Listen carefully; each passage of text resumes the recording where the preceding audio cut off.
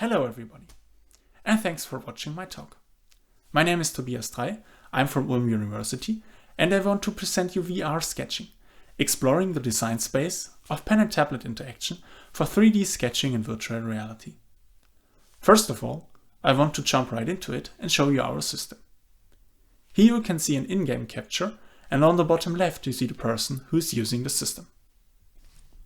VRSketchIn is a VR sketching application, and it uses 6 degrees of freedom track pen and 6 degrees of freedom track tablet as input devices. This combines unconstrained 3D mid-air sketching with constrained 2D surface-based sketching. To explore what possibilities arise from this combination of 2D and 3D input, we present a set of design dimensions and span the resulting design space for the sketching interaction metaphors. But why did we did all this? Sketching is an important part of the design process. It enhances visual thinking.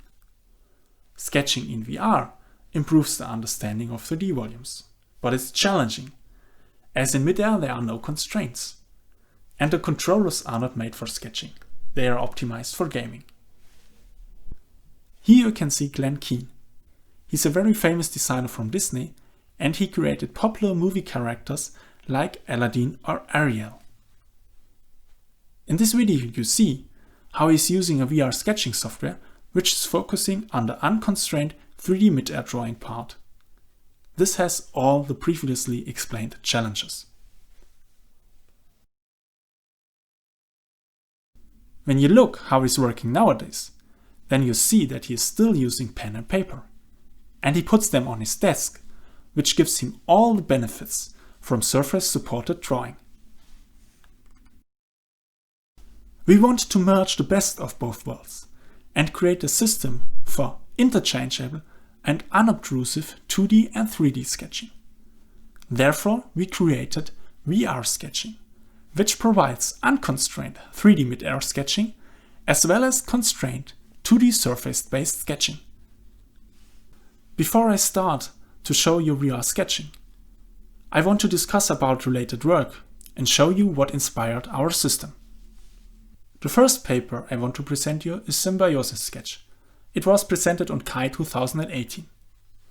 Here you can see that it is possible to immersively draw in mid-air and also have the link to life-sized object as it is an augmented reality system.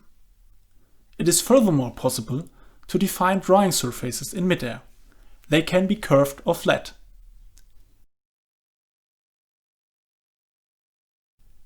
They are then linked to a tablet, and when you draw on this tablet, you can see how this is also mapped to the drawing surface in mid-air. The system inspired our design space, and it can be grouped by it. The next system I want to show you is Tablet in VR. It was presented at KAI 2019. It combines mid-air gesture input with touch input on a tablet. With these interaction metaphors, it's possible to create and manipulate primitives like this cube here in the video in virtual reality. This system also inspired our design space, and it can be grouped by it. Before I want to show you everything in detail, I want to give you a brief overview about our contributions. First is the definition of a design space, which is based on expert interviews, 10 in total, as well as the presentation of interaction metaphors which arise from this combination of 2D and 3D pen and tablet based input in virtual reality. The second contribution is the implementation of VRSketchIn. This combines the 3D mid-air sketching interaction metaphors with the 2D surface-based interaction metaphors on the tablet. And the third contribution are first insights regarding the usage of VRSketchIn, which are based on a 2-hour-long usability walkthrough with 6 participants. Now let's show you our design space. We created this design space to systematically explore the combination of 2D and 3D pen and tablet based input. We conducted a morphological analysis with 5 iterations to create the final design space. We see 3 use cases for this design space. The first use case is the ideation of new interaction metaphors. The second use case is to investigate interaction metaphor gaps in existing applications. And the third is to categorize prior art and identify underexplored parts. We did all these 3 steps during our creation of VRSketchIn, and we present a populated version of our design space in our paper. On this slide here, now you see an overview of our design space. This has 2 dimensions, and the first dimension is based on the used hardware, which is called input devices. The second dimension is based on the expert interviews and related work. It is called sketching operations. You get in our paper a detailed overview about the different interaction metaphors we group inside this design space. Now I want to show you the system VRSketchIn. It's an artifact contribution according to Woodbrook et al. 2016. We selected the implemented interaction metaphors based on our design space, and we made sure that all parts are covered with VRSketchIn. As hardware, we used an HTC Vive Pro, a Wacom-enthused Draw tablet, and used OptiTrack for the tracking, which allowed us to attach very lightweight trackers to our devices. To create our customized pen, we used a Logitech presenter to have button input in 3D midair, disassembled it and put it into a custom 3D printed case, and also added the Wacom pen to this custom 3D printed case to seamlessly switch with this pen between 2D surface-based sketching as well as 3D midair sketching. The most direct way to sketch in an immersive environment is 3D midair sketching. Just put your pen at a position and press the button to create a stroke, as you can see it here in the video. The drawback is that you have to manage 6 degrees of freedom at the same time, and there are no constraints.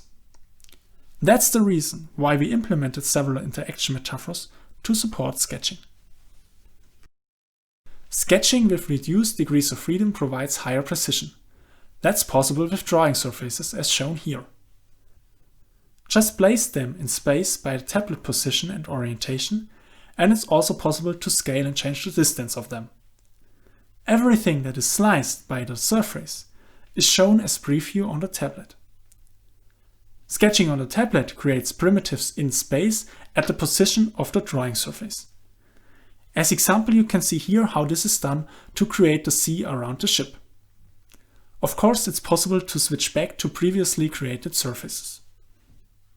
With World in Miniature, it's possible to interact with the whole space in the vicinity of the user. That's possible because it's attached to the tablet. This also allows easy perspective taking, because you can just rotate the tablet. When you interact with World in Miniature, then it freezes its current position, which allows a more stable and precise interaction. All interaction metaphors that are possible in the real space are possible in World in Miniature as well. Portals and extrusion are further interaction metaphors. Extrusion is a very common feature because it allows to easily create solid objects out of strokes. Portals are used like virtual cameras for perspective taking. They can be created like drawing surfaces, and the camera view is then attached to the tablet. To evaluate our system, we conducted a usability walkthrough. We recruited 6 participants through convenience sampling. Sessions were between 90 to 150 minutes long. You can see the sessions and what the users sketched in this video. Our usability walkthrough had 3 phases.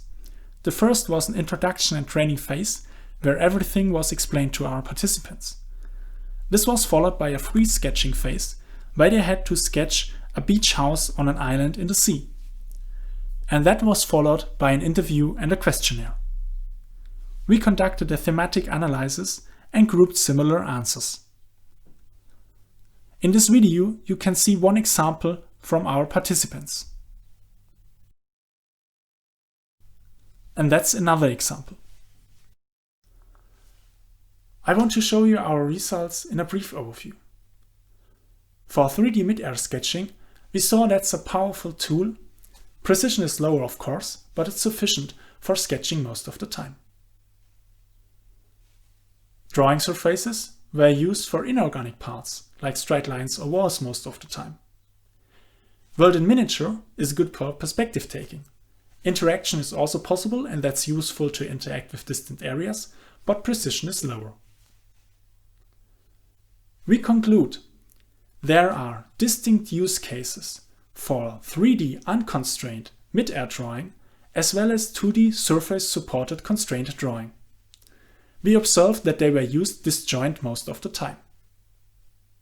We think that's an interesting observation, and it should be investigated further if this is due to the interaction overhead to switch between interaction metaphors, or if there is any more fundamental reason behind this observation.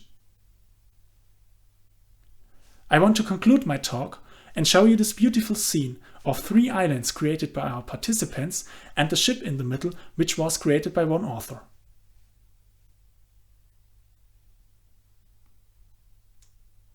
Thanks for watching my talk.